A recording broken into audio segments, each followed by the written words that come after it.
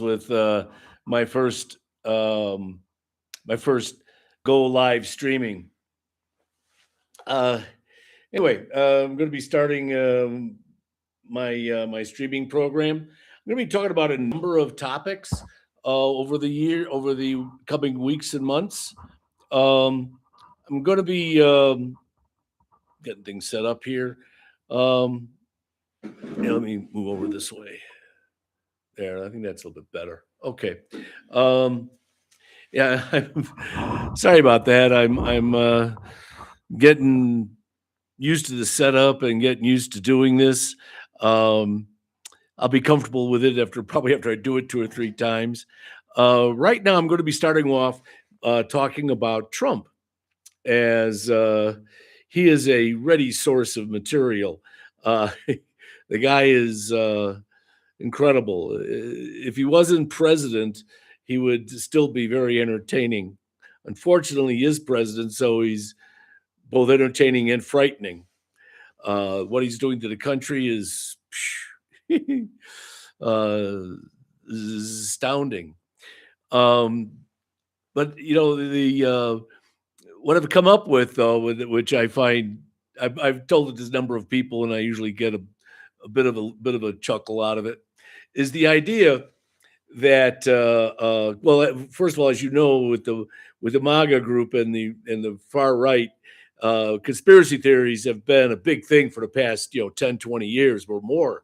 They've been everything in the world's is part of a conspiracy, from the deep state to who made the Nazca lines in South America, and who built the pyramids? Well, of course, aliens. There's all kinds of crazy conspiracy theories. Well, I got one about Trump. And unlike a lot of those other conspiracy theories, my conspiracy actually fits the data. Let me explain.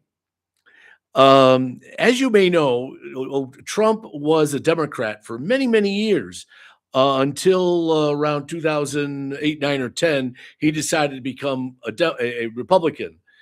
Some people say that was because Barack Obama, a half black, half Irish guy, decided to become president, and Trump, in his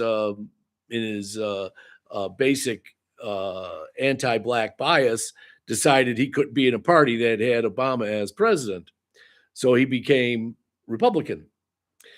That's one view. There's another view that I would like to put forth. Okay. We have to look at how he's behaving now. He's gotten to be president a second time. But what is he doing? First of all, he raises the tariffs, right? And who do the tariffs affect? Who do the tariffs really hurt? The farmers. They can't sell their soybeans to China. There's all other things that they grow they can't sell overseas, and the overseas market is huge for the American farmer. So he shuts that down. So the American farmers are really screwed.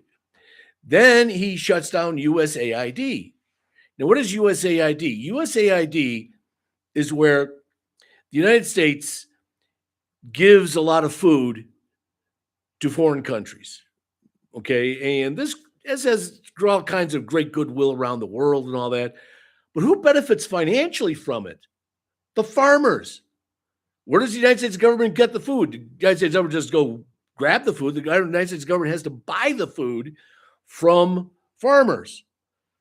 And so that is like $5 or $6 billion every year going into the farming system.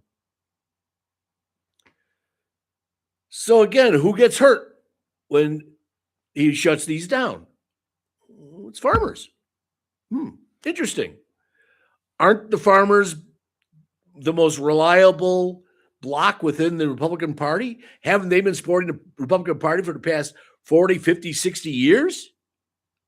Why would Trump be trying to hurt them, destroy them? Why? Well, let's think about that.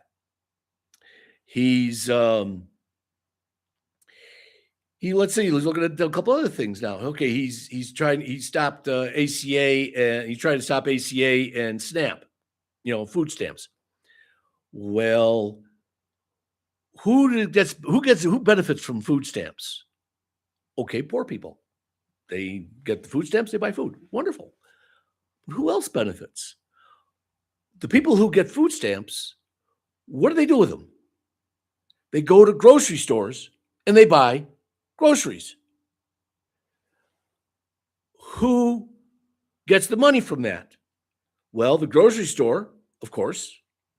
And by the way, some grocery stores have expressed they got hurt real bad when SNAP's not around, but also the farmers.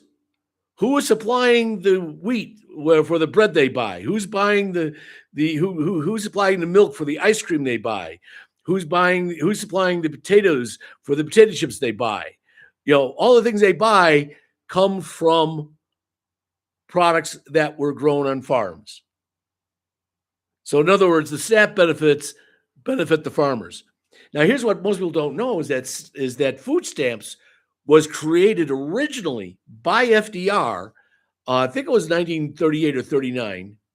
And he created it primarily, its first job was to support farmers. Its second job was to help feed people. That was the secondary benefit. The primary benefit was to help farmers. Duh. You get where I'm going with this? Now, so what's going on? What's going on? So why is Trump doing all this? Everything he's doing primarily hurts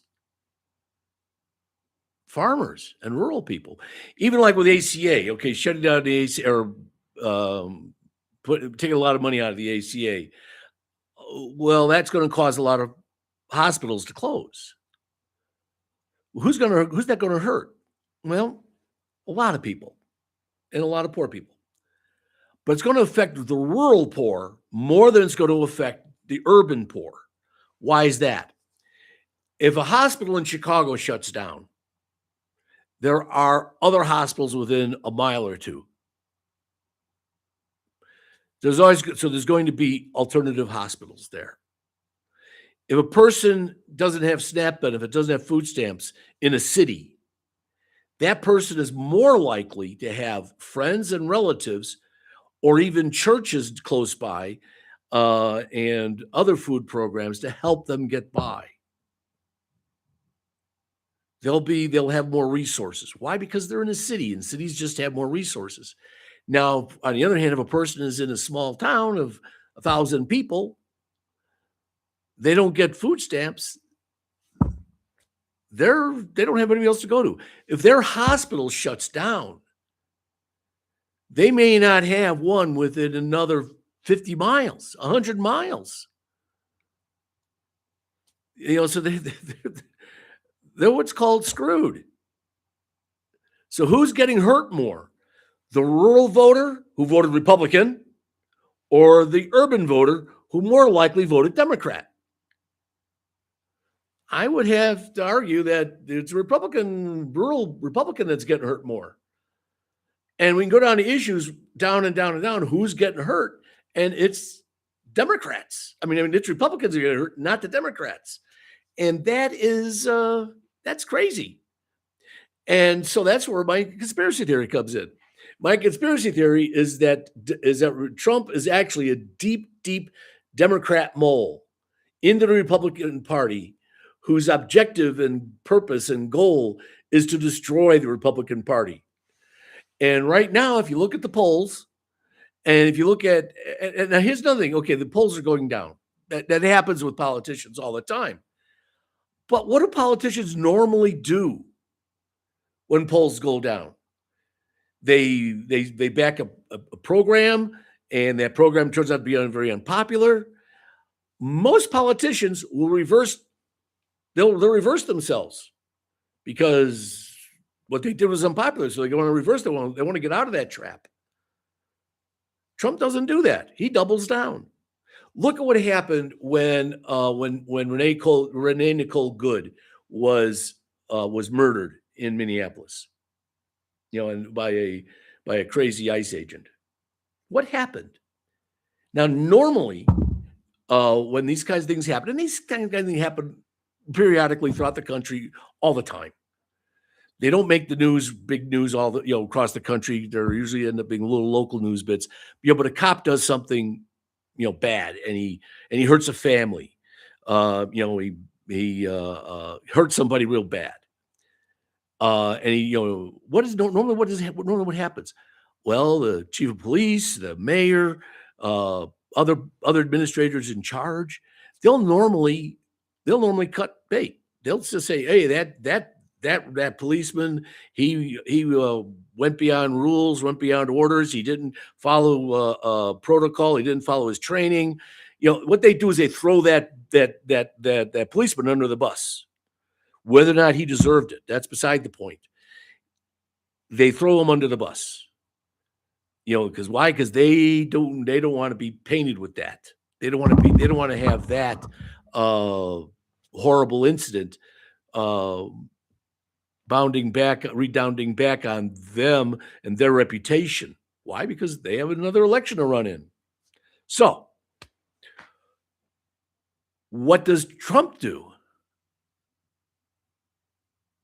Trump, he doubles down. He says the police, the ICE agent was doing his job. He was all good. He was the one that was being attacked. He demonizes the poor. He demonizes poor Nicole Good. Saying she's a terrorist and other crap. And this in the midst of videos that show precisely what happened. And show precisely that she was doing nothing wrong. Nothing at all. As a matter of fact, she was saying to the guy before he shot her that she was not mad at him, that she was totally okay. And for that, she had to die. But Trump doubles down on it. He doesn't try to say, "Oh, that ICE agent, he crossed the line. He overreacted. He got caught up in emotions of the moment. He went against protocol. He went against training. He went against orders." Did Trump say that? Not at all.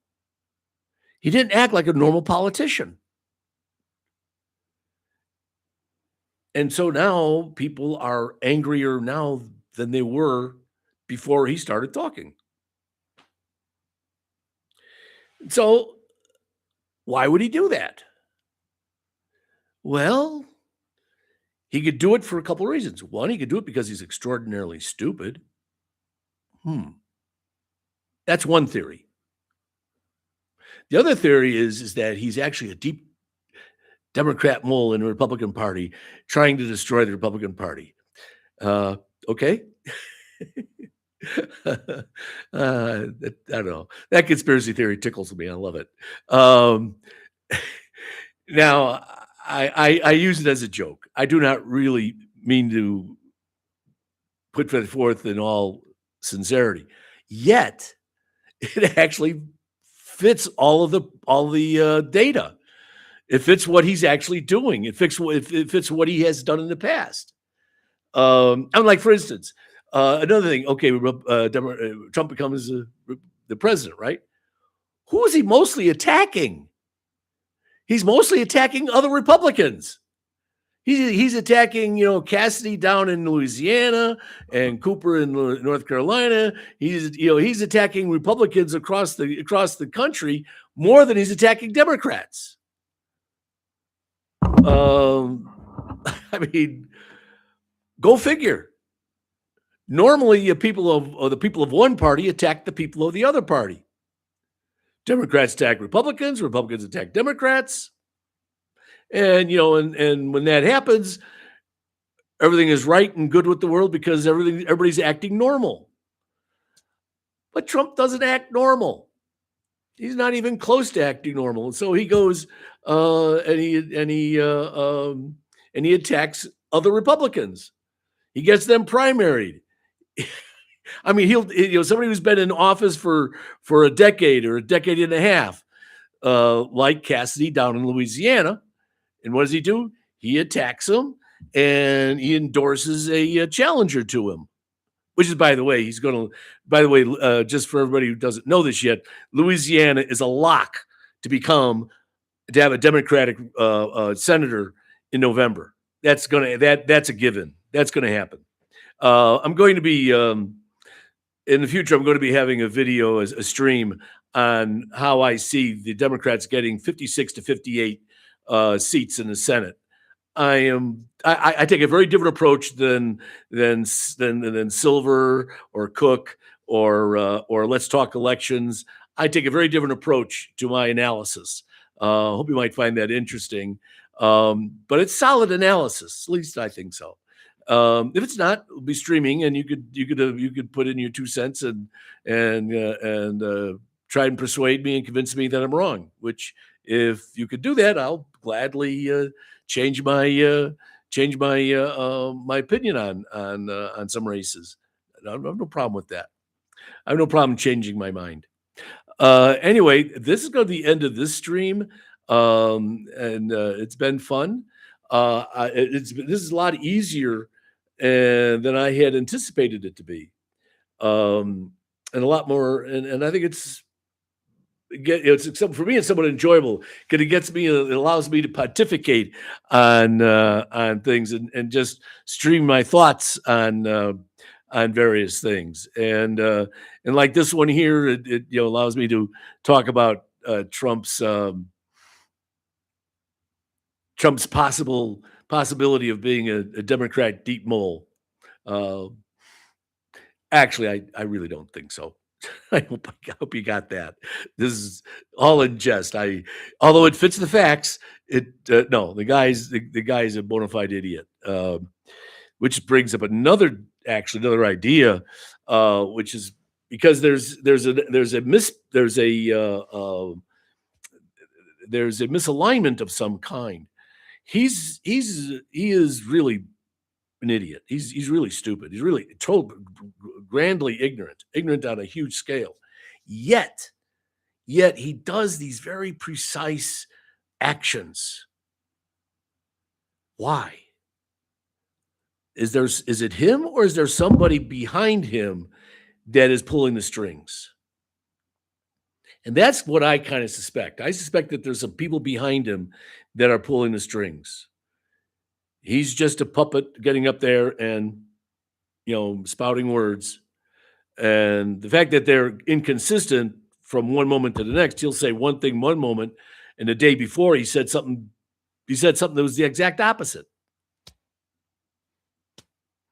He has, with him, there's zero consistency, which is really bizarre. Even a 4-year-old or a 5-year-old child can maintain a certain degree of consistency. But he can't. He doesn't do that. And I find that very interesting. It's not a typical human behavior.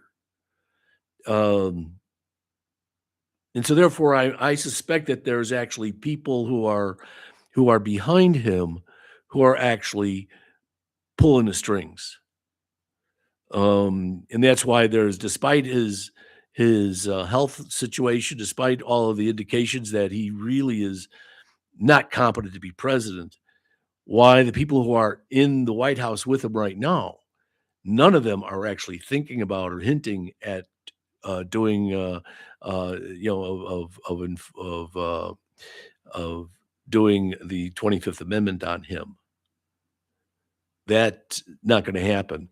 And I think that 25th Amendment is going to have to be rewritten because right now it allows for the administration to determine when that happens. And the problem is that the administration, as in this situation, may find it more useful to keep a incompetent, deluded, demented president in office. Why? Because they can get him to do anything they want. And he gets all of the anger, all the ire. But meanwhile, the people in the White House, most people don't know their names. And so they're basically getting off scot-free with whatever happens. And that, I think, is a problem. That, I think, is a serious problem. Anyway, that's my little discussion for today, and I'll be doing this on a regular basis, hopefully daily. I haven't set a time yet when I'll do it. I'm thinking more like probably 3 o'clock in the afternoon or about 10 o'clock in the evening. Um, if you hear this and will you have a preference as to when you'd like to see me do it? I'm open to votes. Give me the time when you think is most when this kind of discussion about politics, geopolitics, etc., will be of some interest and some use to you. So with that, I'm going to sign off. Take care, and I'll be seeing you again.